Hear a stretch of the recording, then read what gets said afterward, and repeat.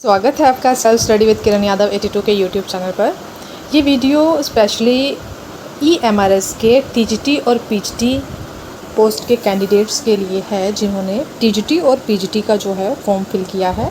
उनको पेपर को लेकर जो भी डाउट हैं, एग्ज़ाम पैटर्न को लेकर, पेपर में मार्किंग स्कीम क्या है, पेपर का मीडियम क्या रहेगा, पेपर के लेवल कितने हैं, सभी A to Z जो भी है पेपर से रिलेटेड डाउट, वो सभी इस वीडियो में जो हैं वो आपके इस वीडियो के द्वारा ख़त्म हो जाएंगे, वो सभी डाउट आपके।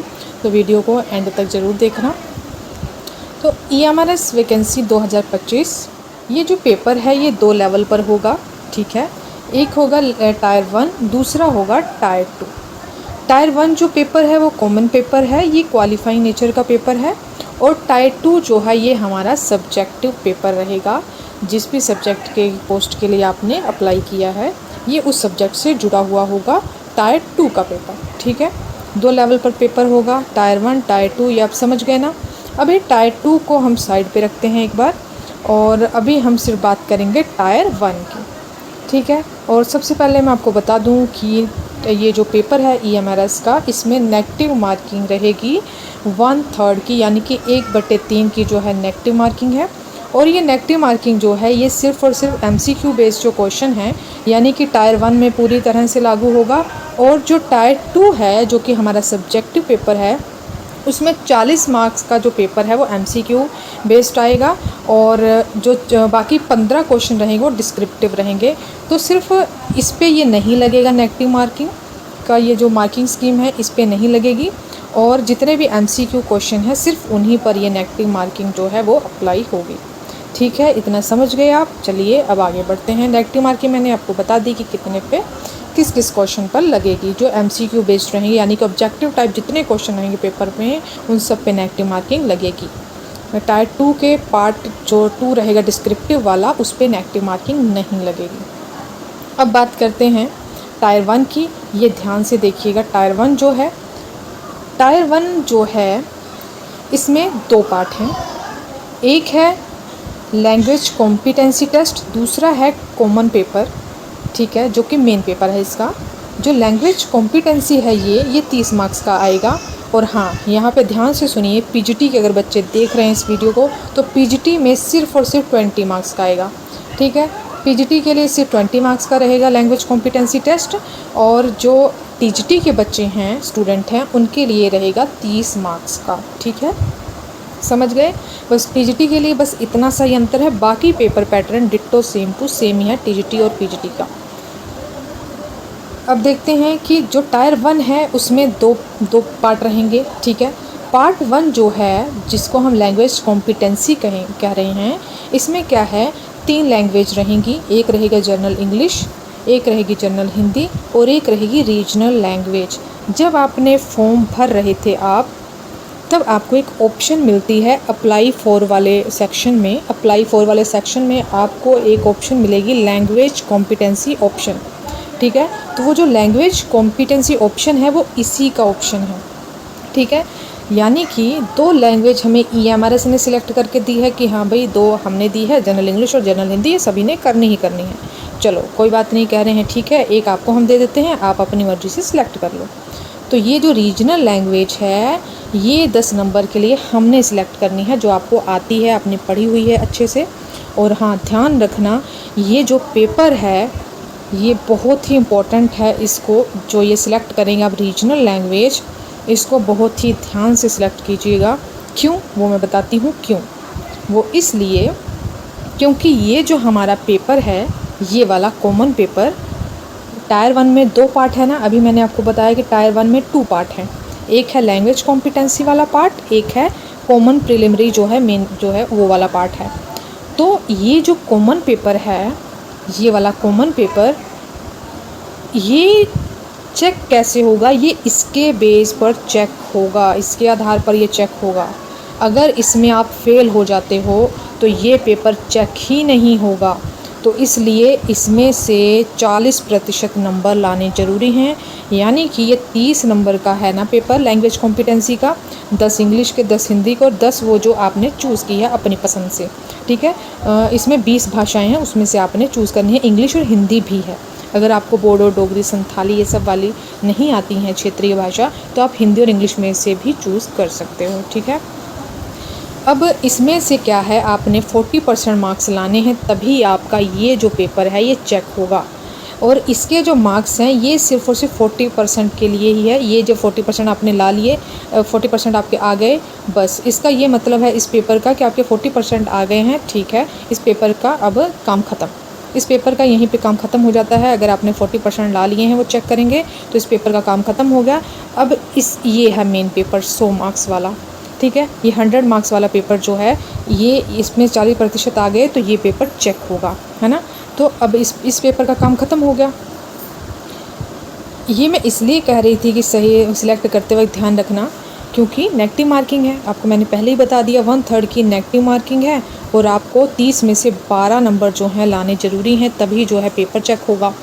तो उस रीजनल लैंग्वेज को आप चुनना जिसमें आपको पता हो कि मैं अच्छे स्कोर कर सकती हूँ या कर सकता हूँ। ठीक है, तो रीजनल लैंग्वेज को जब सिलेक्ट करेंगे तो ध्यान से सिलेक्ट करना। हिंदी करनी, इंग्लिश करनी है, जो भी रीजनल लैंग्वेज करनी है तो वो आप देख लेना। अब इसका काम कितना था वो मैंने आपको बता दिया। ये सिर्फ हमें ये बताएगा कि क्वालिफाई आप कर रहे हो कि नहीं, आपका पेपर चेक होगा या नहीं।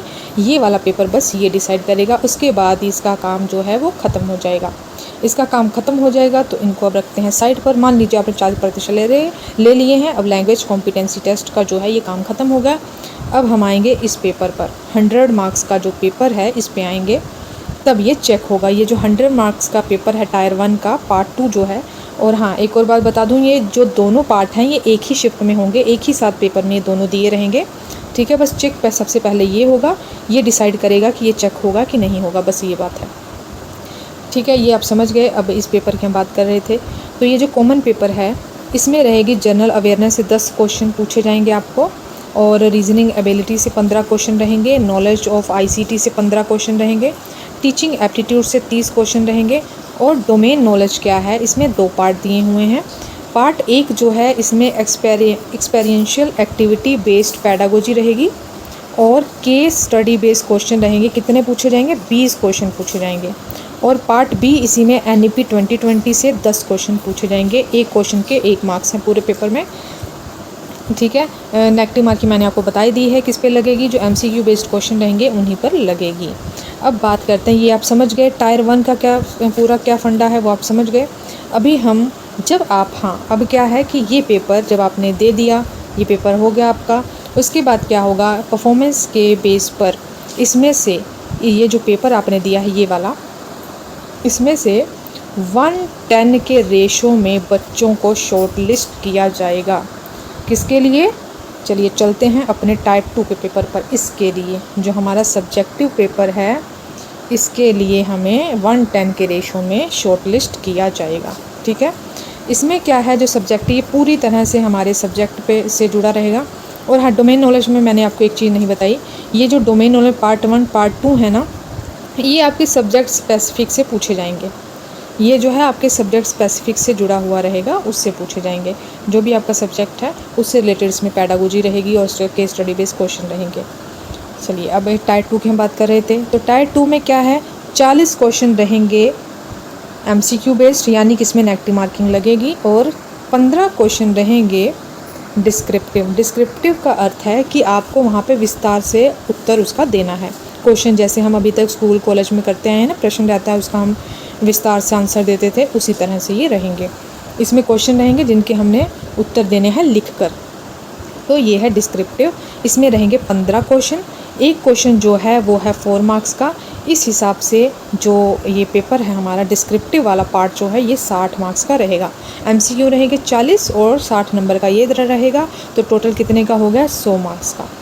ठीक है, टायर 1 कितने का है, टायर 1 था 130 का। 30 नंबर जो हैं बस वो इसलिए हैं कि पेपर चेक होगा कि नहीं होगा, उसके मार्क्स जो हैं वो नहीं जुड़ेंगे इसमें।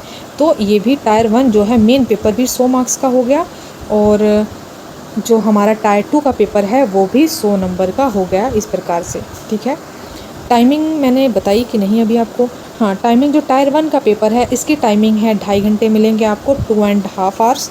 एंड टायर 2 जो है हमारा जो सब्जेक्टिव पेपर है इसके लिए हमें मिलेंगे 3 घंटे। और हाँ, हो सकता है एक सवाल और आता है कि क्या ये एक ही दिन में पेपर होंगे?